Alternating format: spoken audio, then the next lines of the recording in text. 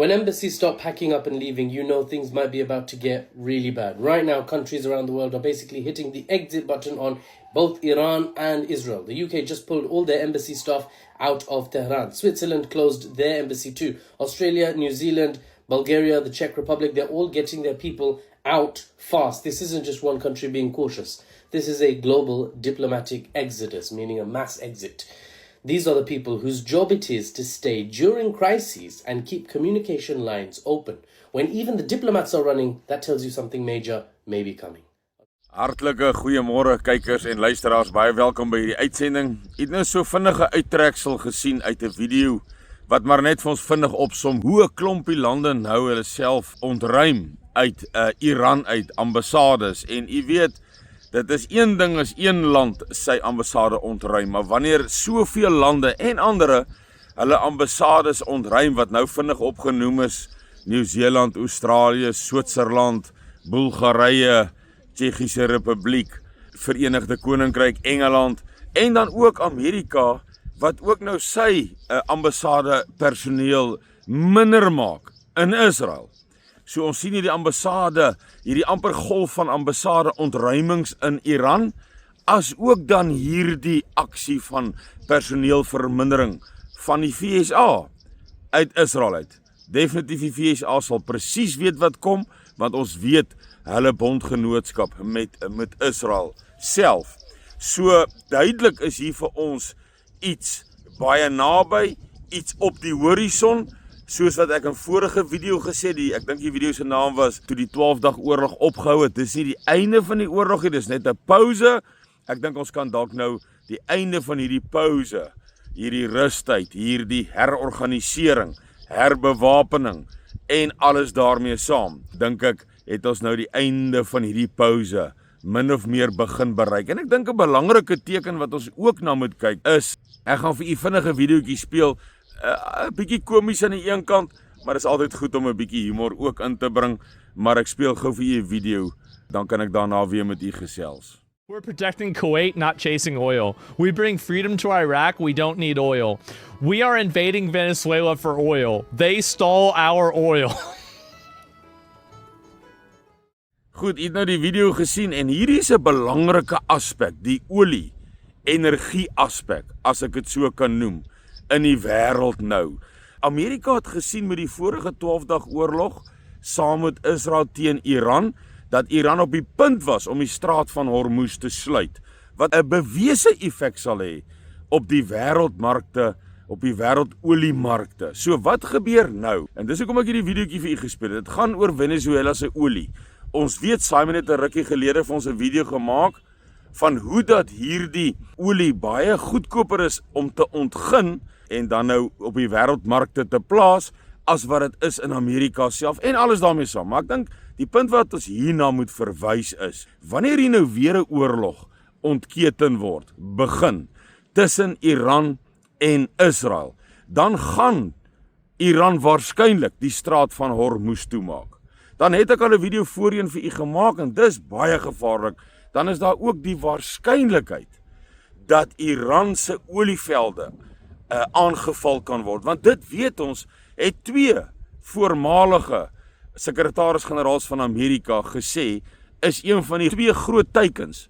Die een groote was die kernaanlegte, wat ons gesien het in die 12-dag oorlog is gebom, en die ander een was die olievelde van Iran, wat dan nou ook as 'n groot teiken uitgelig en uitsprake van gelewer word. En in reaksie het ons ook gesien, het Iran gesê, as julle my olievelde aan die brand skiet, dan skiet ek Kuwait aan die brand, vir United Arab Emirates, Saudi-Arabië, Oman, en al daai skiet ek aan die brand. En hy het nog verder gegaan en gesê, dat ek gaan nie net die olievelde aan die brand skiet nie, ek gaan ook die hawens waar die olie uitgevoer word, gaan ek ook vernietig. En ons het gesien by uitspraak van Ben-Gvir, die minister van sekuriteit van Israel, in ten opsigte van die missielvermoë van Iran, het ons duidelik gesien dat Iran het verseker die missielvermoë, die kapasiteit om hierdie lande se olievelde,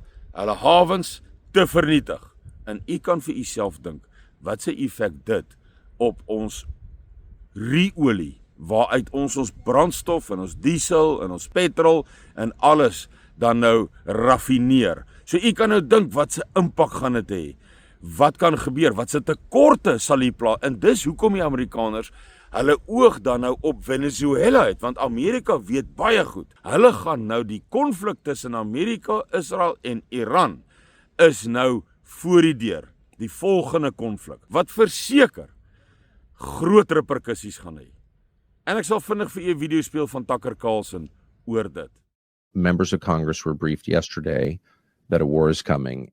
Goed, luisteraars, kykers, het nou die video gesien van Tucker Carlson wat sê dat in die regeringskringe is daar 'n briefing, is nou die Engelse woord voorligting gehou vir senior leierskap in die Amerikaanse administrasie en regering dat hier 'n oorlog kom. En hierdie oorlog gaan nou uitkring.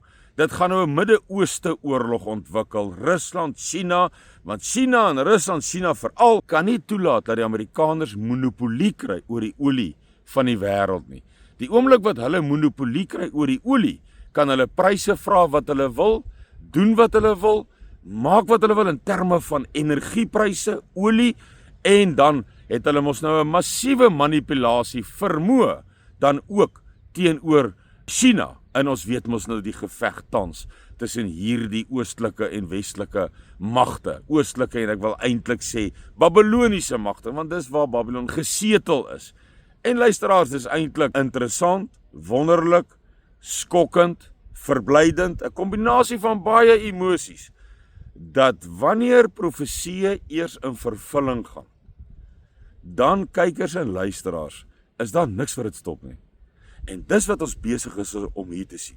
Ons sien die eskalasie van Esegiel 8 en 39, van Jeremia 30 en 31, en dan om in Suid-Afrika nie te praat van al die profeseë oor ons nie. So hoe dit ook al sê, die ou spreekwoordelike, die wiel is aan die rol. Hierdie laaste tye se wiel het begin rol. Gerugte van oorloë, dan staan die een nasie teen die ander een op. Dis waar ons nou is, vervolging van ons gelowiges. Kom ons gaan nie nou in op dit nie. Die punt wat ons hier wil maak is, hier is 'n oorlog nou op die horison reg voor die deur, aanstonds tussen Israel, Amerika en Iran, maar dan ook China en Rusland, want dit gaan uitkring. En is as gevolg van die wete, dat Amerika weet, ek gaan nou hierdie oorlog maak met Iran, en die straat van Hormuz gaan toegemaak word. En daar is 'n moontlikheid dat die olievelde ook aan die brand geskiet kan word. Dan is dit belangrik dat ek wat Amerika is, my eie olie het en ook die grootste, een van die 3 grootste olieverskaffers ter wêreld, Venezuela, dan ook kan beheer kry daar oor daardie olie.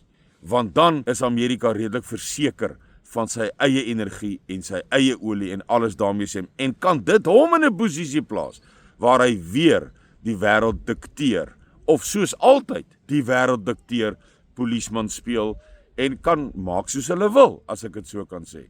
Want dan is al die mag en manipulasie is in hulle hand. Maar ja, ek kan vir u vinnige video ook net vinnig speel van hoe die Russe nou ook betrokke raak in Venezuela en hoe die Amerikaanse vloot lê in die waters van Venezuela en hoe die Russe ook hier betrokke raak. They announced the largest naval blockade in South American history, 15,000 troops, 11 warships. So, ek dink in kort, ons kan verwag dat die 'n geweldige konflik binnekort, ek is redelik seker, vroeg in 2026 of dan nou deur die verloop van 2026 gaan ons groot verwikkelinge sien. Daardie verwikkelinge, kykers en luisteraars, en dis die punt wat ek daarmee sal afsluit. Daardie verwikkelinge kan verrykende gevolge hê vir die brandstofbeskikbaarheid in Suid-Afrika. So of hy raak skaars en dan baie duur wat u in ag moet neem, of hy raak so skaars dat ons ekonomie dit nie kan hanteer nie. Ons ekonomie tuimel, voorrade, voedsel en alles daarmee saam. U kan nou gaan dink wat hardop alles op brandstof, Eskom, brandstof, diesel. U kan nou daaroor gaan sit en dink, maar wanneer daar 'n tekort aan brandstof is, dan kan ons in 'n chaos, anargie, revolusionêre klimaat onmiddellik inbeweeg.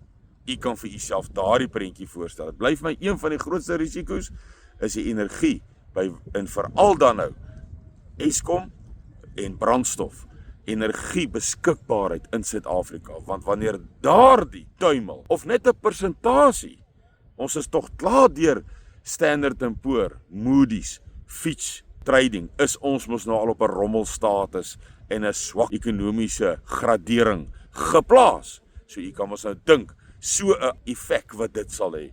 En dan is ons hier onmiddellik in 'n chaotiese, anarchistiese, revolusionêre situasie waar die Amerikaners ook sal probeer munt uitslaan as ook die Oosblok. En dan sal ek dalk met 'n volgende video, ek sal sien hoe ek gelei voel om 'n video te maak en hoe die nuus gebeure plaasvind oor die aarde, maar miskien dan nou oor hierdie militêre oefening van China, Iran, Rusland en Suid-Afrika daar in ons seewaters. Maar u moet 'n pragtige week verder hê. Tot 'n volgende keer. Totsiens.